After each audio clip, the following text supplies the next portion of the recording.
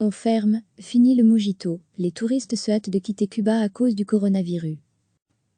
Dans tous les bars, on a pris des pina coladas et des mojitos. Nesmi Orslom a savouré jusqu'au bout ses vacances à Cuba.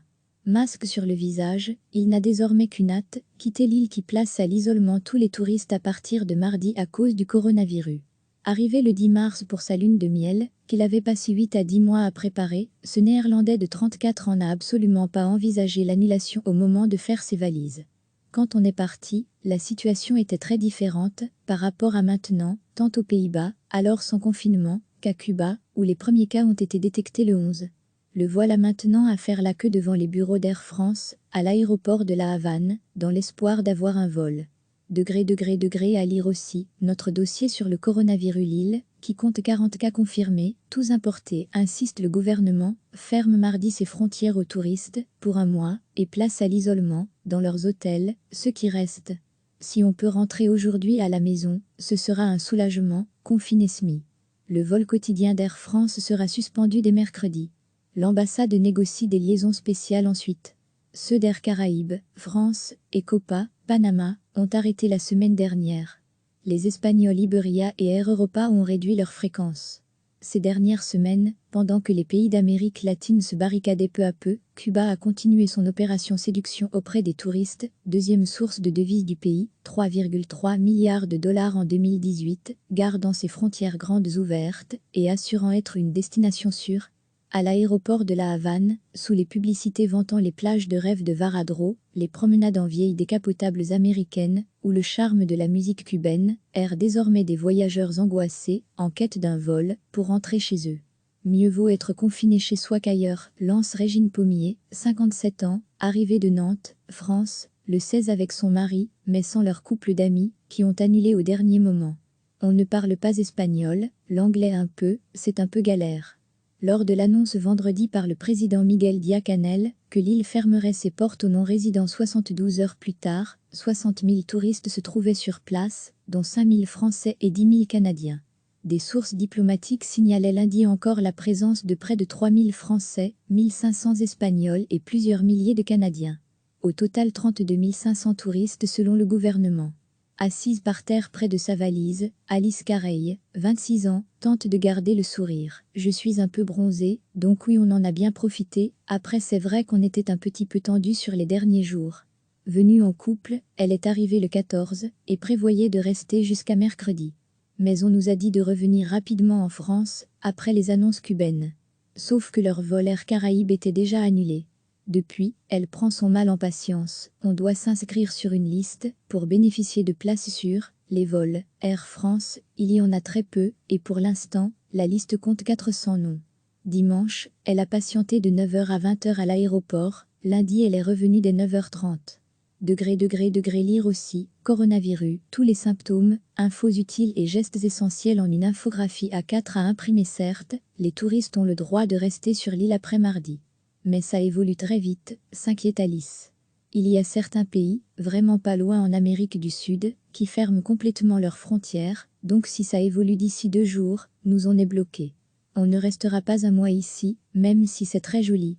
Et encore faudrait-il trouver où se loger. Nombre de casas, ces chambres chez l'habitant prisé des étrangers, refusent maintenant les touristes, les obligeant à aller dans les hôtels d'État, souvent 3 à 4 fois plus cher. Mara Marinic, slovène de 62 ans, devait rentrer chez elle mardi. J'avais un billet de retour de la compagnie Alitalia, La Havane-Rome-Trieste, mais tous mes vols ont été annulés. Dans sa casa, on lui a dit que tous les touristes doivent quitter le pays. Je n'ai pas d'argent pour acheter un autre billet, je n'ai pas d'argent pour payer l'hôtel, se désole-t-elle. Recevez chaque matin l'essentiel de l'actualité. Dans tous les bars, on a pris des pina coladas et des mojitos. Nesmi Orslom a savouré jusqu'au bout ses vacances à Cuba. Masque sur le visage, il n'a désormais qu'une hâte, quitter l'île qui place à l'isolement tous les touristes à partir de mardi à cause du coronavirus.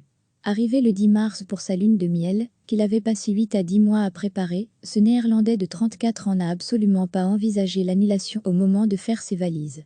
Quand on est parti, la situation était très différente par rapport à maintenant, tant aux Pays-Bas, alors sans confinement, qu'à Cuba, où les premiers cas ont été détectés le 11.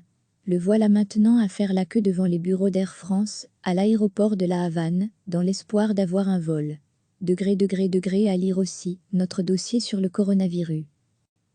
L'île, qui compte 40 cas confirmés, tous importés, insiste le gouvernement, ferme mardi ses frontières aux touristes, pour un mois, et place à l'isolement, dans leurs hôtels, ceux qui restent. Si on peut rentrer aujourd'hui à la maison, ce sera un soulagement, confie Nesmi. Le vol quotidien d'Air France sera suspendu dès mercredi. L'ambassade négocie des liaisons spéciales ensuite. Ceux d'Air Caraïbes, France et Copa, Panama, ont arrêté la semaine dernière. Les Espagnols Iberia et Air Europa ont réduit leur fréquence. Ces dernières semaines, pendant que les pays d'Amérique latine se barricadaient peu à peu, Cuba a continué son opération séduction auprès des touristes, deuxième source de devises du pays, 3,3 milliards de dollars en 2018, gardant ses frontières grandes ouvertes et assurant être une destination sûre. À l'aéroport de La Havane, sous les publicités vantant les plages de rêve de Varadro, les promenades en vieilles décapotables américaines, ou le charme de la musique cubaine, errent désormais des voyageurs angoissés, en quête d'un vol, pour rentrer chez eux. Mieux vaut être confiné chez soi qu'ailleurs, lance Régine Pommier, 57 ans, arrivée de Nantes, France, le 16 avec son mari, mais sans leur couple d'amis, qui ont annulé au dernier moment. On ne parle pas espagnol, l'anglais un peu, c'est un peu galère. Lors de l'annonce vendredi par le président Miguel Díaz-Canel que l'île fermerait ses portes aux non-résidents 72 heures plus tard, 60 000 touristes se trouvaient sur place, dont 5 000 Français et 10 000 Canadiens. Des sources diplomatiques signalaient lundi encore la présence de près de 3 000 Français, 1 500 Espagnols et plusieurs milliers de Canadiens. Au total 32 500 touristes selon le gouvernement. Assise par terre près de sa valise, Alice Careil, 26 ans, tente de garder le sourire. « Je suis un peu bronzée, donc oui on en a bien profité, après c'est vrai qu'on était un petit peu tendu sur les derniers jours. » Venue en couple, elle est arrivée le 14 et prévoyait de rester jusqu'à mercredi. Mais on nous a dit de revenir rapidement en France, après les annonces cubaines. Sauf que leur vol Air Caraïbes était déjà annulé. Depuis, elle prend son mal en patience. On doit s'inscrire sur une liste pour bénéficier de places sûres. Les vols Air France, il y en a très peu, et pour l'instant, la liste compte 400 noms. Dimanche, elle a patienté de 9h à 20h à l'aéroport. Lundi, elle est revenue dès 9h30.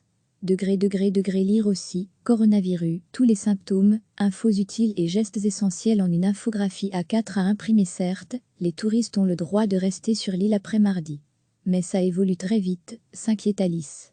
Il y a certains pays, vraiment pas loin en Amérique du Sud, qui ferment complètement leurs frontières, donc si ça évolue d'ici 2 jours, nous on est bloqués. On ne restera pas un mois ici, même si c'est très joli.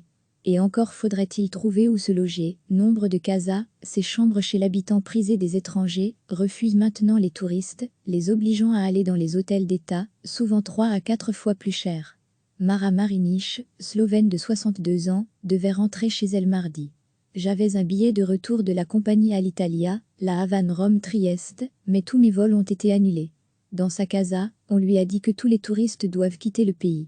Je n'ai pas d'argent pour acheter un autre billet, je n'ai pas d'argent pour payer l'hôtel, se désole-t-elle.